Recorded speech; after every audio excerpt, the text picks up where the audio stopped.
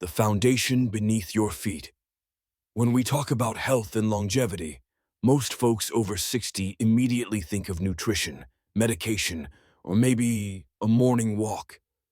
Few stop to consider what's often right under their noses, or rather, their toes. Shoes. I remember an old friend of mine, Harold. He was 72 when he decided to take up strength training. He walked into the gym wearing the same soft running shoes he used for his morning jogs. They looked comfortable, broken in, familiar. But when Harold stepped under the barbell for his first set of squats, the story changed. His heels wobbled, his knees buckled inward, and the bar nearly rolled off his shoulders. He wasn't weak, he wasn't careless, he was standing on the wrong foundation. Here's the truth. Your shoes are not just a fashion choice. They are the ground you build every movement upon. A stable sole can protect your joints, align your posture, and give you confidence with every rep. A poor choice can sap your energy, strain your knees, and steal the years of healthy movement from your life. Most people, especially in later years, underestimate this. They assume any sneaker will do. But lifting weights in cushioned running shoes is like trying to balance a heavy bookshelf on a pile of pillows. It might stand for a moment, but sooner or later, it's going to collapse. As we age, our margin for error shrinks. A small misstep can mean a torn tendon, a strained back, or weeks lost to recovery. That's why starting with the right shoes isn't vanity, it's survival. So before we talk about sets and reps, let us talk about steps. Because the first step towards strength, health, and independence in your later years begins with what's on your feet. 2. Running shoes versus lifting shoes. When I was a boy in the 1950s, you didn't have gym shoes, running shoes, or lifting shoes. You had shoes, plain and simple. Times have changed. Today, there's a shoe for every sport, every surface, every purpose. That's progress, yes, but it's also a trap if you don't know the difference. Take running shoes. They are designed like mattresses for your feet. Soft, cushioned, springy. Perfect for pounding pavement mile after mile. They absorb shock, protect joints, and keep your stride smooth. But put those same shoes on for a squat or deadlift, and you've created instability. It's like trying to build a house on sand. Your heel sinks, your weight shifts, and suddenly your knees, hips, and lower back are paying the price. Now compare that with lifting shoes, or even a simple flat-soled shoe. These are firm, stable, often with a slight raised heel to help you squat deeper and safer. They keep you rooted to the ground, transferring power directly from your legs into the barbell. When you're standing on a solid foundation, your body moves as it should, balanced, aligned, strong. I once coached a man in his 60s who struggled with leg strength. He swore his knees were the problem, but the truth was in his sneakers. They were designed for jogging in the park, not for moving iron. The first day he switched to lifting shoes, his squat form improved instantly. His knees tracked properly, his balance returned, and for the first time he felt confident under the bar. His joints didn't magically heal. He simply stood on the right ground. Here's the lesson for us, especially as we grow older. Every tool has its purpose. Running shoes are for running. Lifting shoes are for lifting. Mixing the two isn't efficiency, it's negligence. And negligence, at our age, costs dearly. Your strength, your stability, even your safety. These all begin where your foot meets the floor. Choose wisely, and you extend not only your training life, but your independence in everyday living. Choose poorly, and the smallest misstep can turn into a setback that steals weeks or months of progress. So ask yourself, are your shoes working for you or against you? 3. The cost of ignorance. There's a saying we used to hear in the Midwest, what you don't know won't hurt you. It might work when talking about gossip or politics, but in the gym, and especially when it comes to your shoes, That old saying can't be further from the truth. What you don't know can hurt you, and hurt you badly. I recall a gentleman named Frank, a retired firefighter, proud of his toughness. At 65, he believed he could push through anything. He wore his 20-year-old trainers, shoes that had seen more backyard barbecues than workouts, into the gym. For months, Frank complained of knee aches and tight hips. He thought it was age catching up with him. But one afternoon, during a simple set of squats, his ankle rolled on the soft sole of those shoes. Down he went, a torn ligament, months of rehab, and his independence shaken. The sad truth? That injury wasn't caused by the weight on the bar. It was caused by the shoes on his feet. Ignorance has a price, and it is steep. Joint pain, lingering injuries, lost time. And for those of us in our later years, time is the one resource we cannot afford to waste. Healing takes longer. Recovery demands patience. What a younger man shakes off in a week might take us months to mend. Now, I'm not saying shoes are a magic cure-all. They won't erase arthritis or make you immune to aging. But I've seen firsthand how the wrong shoes multiply small errors into big problems. They alter your posture, shift your balance, and force your body to compensate in dangerous ways. And that compensation, repeated over weeks and years, carves away at your health. The lesson is simple but vital. Ignorance is not bliss. It is risk, and risk, for us, needs to be managed wisely. Choosing the right footwear isn't about style or vanity. It's about preserving your strength, your joints, and your independence. Every step you take in the gym is either moving you closer to health or closer to harm. The choice, quite literally, starts at your feet. 4. Flat soles and barefoot training. Back in my younger years, when money was tight, we didn't buy special shoes for every occasion. We worked, played, and even lifted weights in whatever we had. Funny thing is, some of those old shoes, with their thin, flat soles, turned out to be closer to what serious lifters use today than the fancy sneakers you'll see lined up at the mall. Take a look around any serious weight room, and you'll spot something surprising. Seasoned lifters wearing flat-soled shoes like Converse Chuck Taylors, or even going barefoot. Why? Because when you're standing on a solid flat base, your feet can grip the floor, your balance steadies, and your body moves naturally. There's no cushion stealing away your power, no wobble throwing off your form. Just you, the ground, and the weight. For older adults, this concept can feel counterintuitive.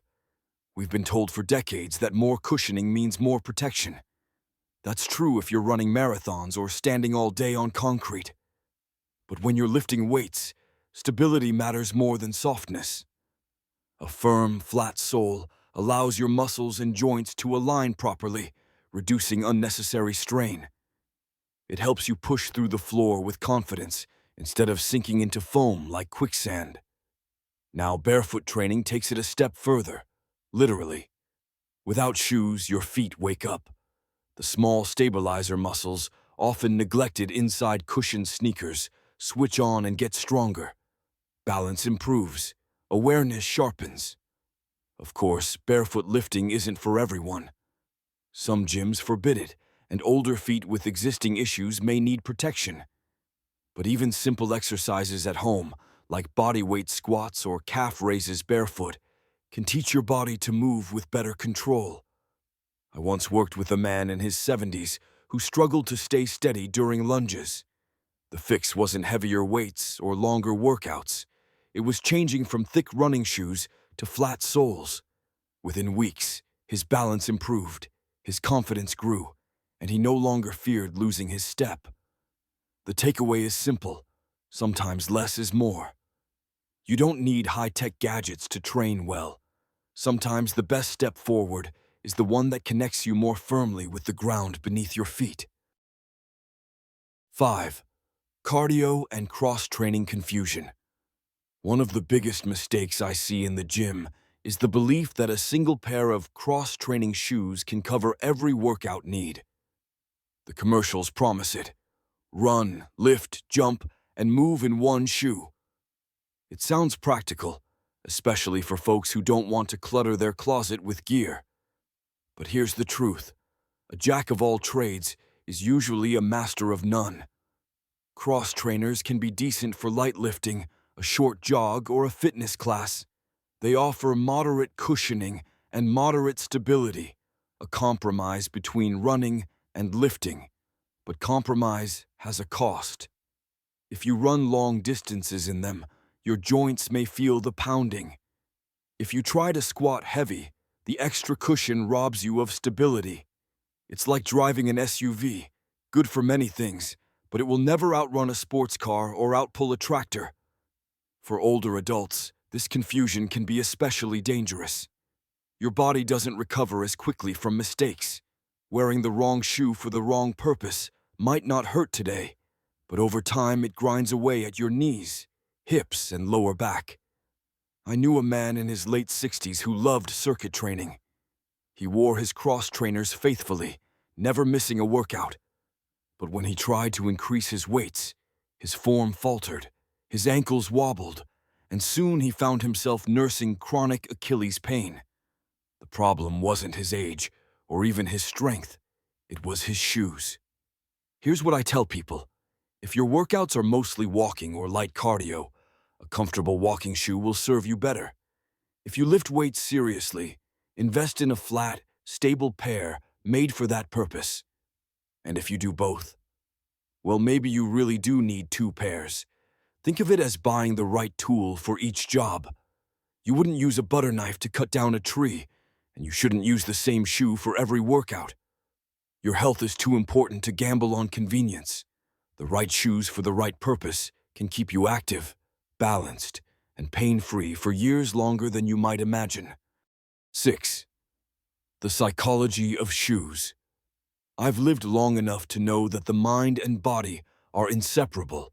You can't train one without affecting the other. And believe it or not, the shoes you lace up before a workout can shape not just how you move, but how you feel. Let me tell you about George, a 70-year-old veteran I once trained with.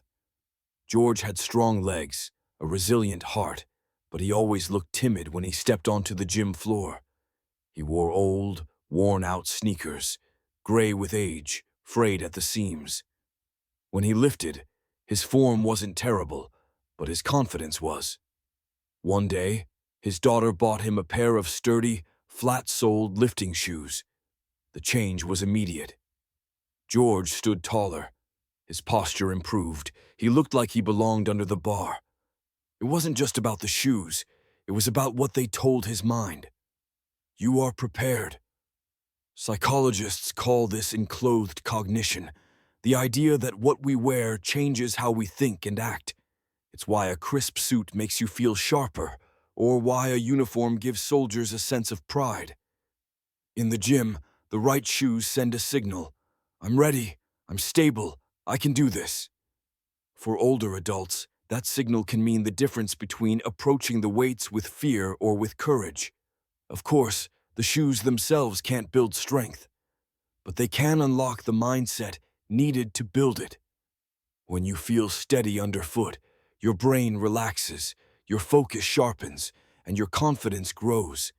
And confidence, at any age, is the secret ingredient that keeps us showing up day after day. I've seen too many people give up on training, not because their bodies failed them, but because their spirit did. The right pair of shoes, simple as it sounds, can be a reminder. You belong here. You are capable. You can grow stronger still. So, when you choose your footwear, don't just think of leather and laces. Think of the message you're sending yourself every time you tie those shoes. Because sometimes the greatest weight we lift isn't the barbell, it's our own doubt. 7. Expert tips for choosing the right shoe.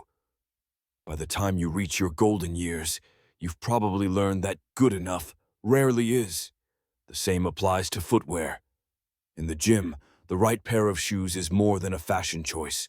It's a tool, a safeguard, and sometimes even a lifeline. After decades of training, observing, and making my own share of mistakes, I've collected a handful of principles that can save you both pain and frustration. First, know your purpose. Not all gym shoes are created equal. If you plan to walk on the treadmill or take a light aerobics class, a cushioned cross trainer might serve you well. But if you intend to lift weights, especially squats or deadlifts, you need flat, sturdy soles that don't compress under pressure. Soft, running-style shoes may feel comfortable, but they rob you of stability when you need it most. Second, prioritize fit over brand. Too many folks buy the logo, not the shoe, but a shoe that pinches your toes, slips at the heel, or forces your arch unnaturally can lead to nagging pain, or worse, a fall. Remember, comfort is not vanity, it's safety. Third, consider support. As we age, our arches tend to flatten and our balance can falter. A shoe with proper arch support and a snug locked-in heel can make the difference between confidence and hesitation. Don't be afraid to try on multiple pairs, walk around the store, even mimic a squat or two. You're not being difficult, you're being wise. Fourth, don't neglect durability. Cheap shoes may save you dollars today, but they'll cost you dearly when they wear out quickly or fail under stress. Invest in quality. Your health is worth more than a bargain bin discount. Finally, remember this. The best shoe is the one that disappears. It doesn't distract you, doesn't hurt you, doesn't demand your attention. It simply allows you to move freely and focus on the task at hand, building strength, vitality, and resilience. A good shoe won't perform miracles, but it will give you the foundation to perform your own. And at this stage in life, every ounce of stability, every spark of confidence matters more than ever. 8. Walking forward, the final step. Every journey ends with a step, and sometimes that step feels heavier than the miles before it. But I've come to believe that what matters most is not how fast you walk or how far you go, it's the intention behind each stride. In the gym, as in life, shoes become more than footwear. They are symbols of direction, purpose, and resilience. I remember a man named Walter, a retired schoolteacher in his late 70s. When he first joined our training group, he confessed that he felt out of place, too old, too stiff, too unsure. His shoes were worn thin, relics of a younger man's past.